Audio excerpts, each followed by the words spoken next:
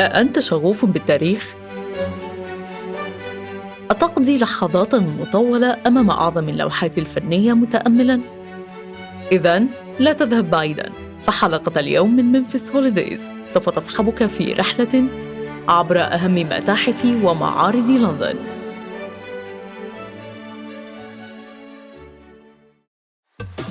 Wherever you are, whenever you are, the world is yours with Memphis Holidays. 10. متحف لندن. متحف تاريخ لندن. مدينة عريقة كلندن لديها من القصص ما يكفي ويستحق أن يخلد في التاريخ. اكتشف كيف تغيرت لندن من وقت ما قبل التاريخ مروراً بحكم الرومان والساكسون، كيف كانت في القرون الوسطى، وكيف فقدت ملامحها من قبل الحروب الأهلية، الطاعون والنار.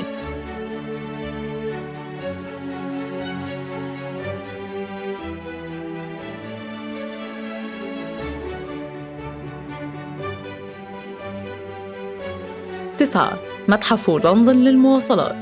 متحف السيارات ووسائل النقل الأثرية.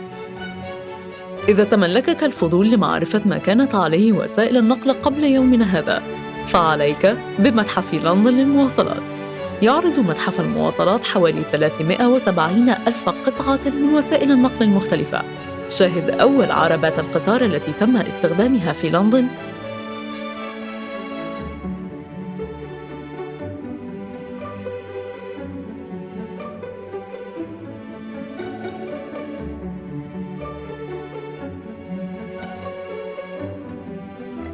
ثمانية. المتحف الوطني البحري. ماذا عن تاريخ لندن البحري؟ يعرض لك المتحف الوطني البحري القوة البحرية التي تمتعت بها لندن في فترة الحرب العالمية الأولى من خلال 14 صالة عرض. توقف أمام لوحة JMW تيرنر العظيمة التي تصور معركة تريفالغا البحرية الشهيرة.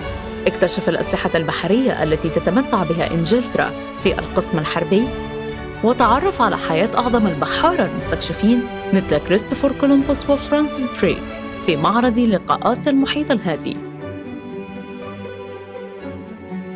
ثم يمكنك المرور للتعرف على تاريخ تطور السفن من خلال 55 نموذجاً مصغراً في معرض أشياء البحر.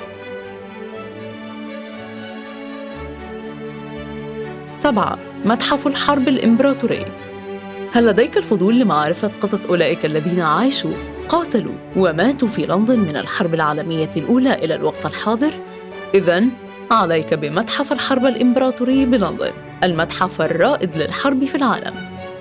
يضم المتحف عبر طوابقه الستة ثروة من الأشياء الفريدة والثمينة، من الأسلحة والأزياء الرسمية للصور الفوتوغرافية والأعمال الفنية والرسائل الحزينة، والتي لكل منها قصة ترويها. 6. متحف تيت مودرن. متحف الفن الحديث والمعاصر. متحف تيت مودرن هو فرصتك للخروج عما ألفته سابقاً عن المتاحف. يعرض المتحف أروع أعمال الرسامين والفنانين التشكيليين خلال عصر النهضة والعصور الوسطى مثل بيكاسو، سيزان، ليوناردو دافنشي، ماتيس، سلفادور دالي وكورنيلا باركر، بالإضافة إلى منحوتات وتصاميم قاعة التوربن الرائعة.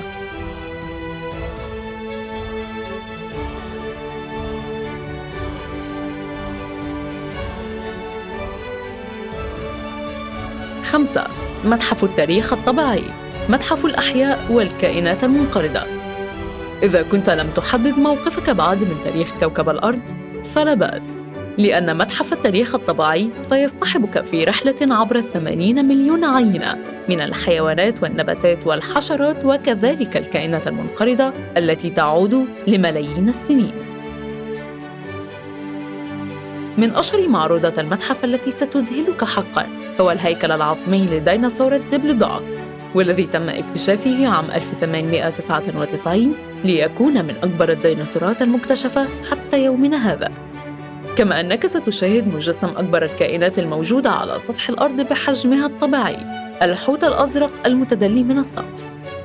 وفي المنطقة الحمراء ستتعرف على تاريخ الأرض والعوامل التي ساهمت في تشكيلها. 4. متحف العلوم. متحف الاختراعات والقطع العلمية. يعد متحف العلوم في لندن من أكبر المتاحف الرئيسية الموجودة بشارع المعارض وأكثرها جذباً للسياح. تأخذك صالة الطاقة في الطابق الأرضي من المتحف في رحلة عبر إنجازات العلوم والتكنولوجيا على مدى العصور. حاول ألا يفوتك مشاهدة كبسولة القيادة المركزية الفضائية أبولو 10 التي تعد أول مركبة استطاعت الوصول إلى القمر. 3. متحف فيكتوريا وألبرت، المتحف الرئيسي للفن والتصميم في العالم. فإذا كانت خلفيتك الأكاديمية يعني الهندسة المعمارية أو النحت والطلاء أو ممن يجدون شغفهم في الأزياء والمجوهرات والأثاث، إذن متحف فيكتوريا وألبرت هو مقصدك للاطلاع على أكثر من 2,000,000 قطعة فنية تحكي الإبداع البشري على مدار 5,000 عام.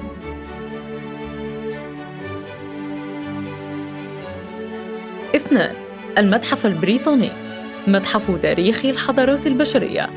يعد المتحف البريطاني من أهم وأكبر متاحف لندن، وواحداً من أقدم المتاحف على الإطلاق، وترجع أهميته لاحتوائه على أكثر من 13 مليون تحفة نادرة من الآثار التي تعود لكافة حضارات العالم منذ أقدم العصور. تعرف على آثار العصور الوسطى بالقسم الآسيوي والمصري والقسم اليوناني والروماني، والقطع الأثرية المفقودة من المدينة الغارقة المعروفة باسم أطلانتس مصر، والتي تم العثور عليها تحت أعماق البحر المتوسط بوسط الدلتا.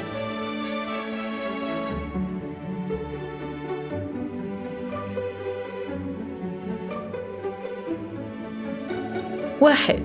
المعرض الوطني.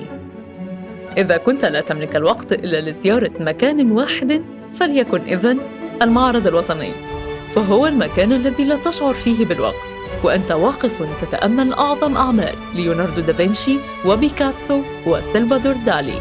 يعرض المعرض الوطني أكثر من 2000 لوحة فنية يعود تاريخها إلى القرن ال13.